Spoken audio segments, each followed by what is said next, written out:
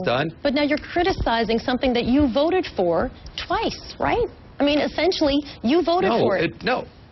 You did in Ryan's budget. No. It's Solodad. But it's a totally different approach. It's not. So I think I don't think it's right.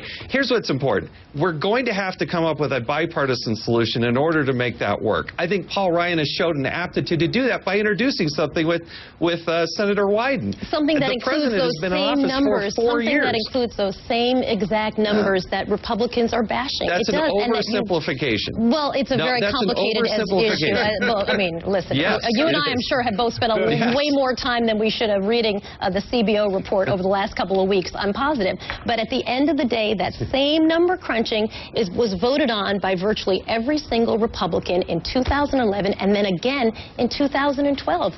That is fair to say.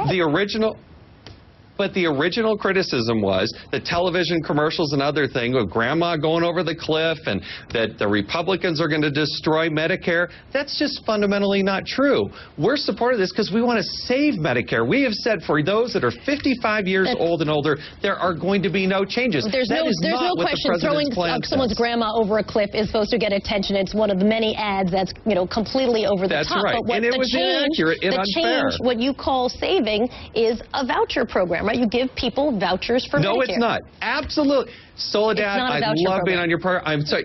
It is not a voucher program. It is not. It is a premium support, and that is totally different than a voucher program. And every time somebody says, oh, it's a voucher program, it's false, it's misleading, it's derogatory, and it's inaccurate. That is not what it does. And for those that are 55 years old and older, give people money to go and buy their own insurance, right? Someone gets a stipend of money to go and...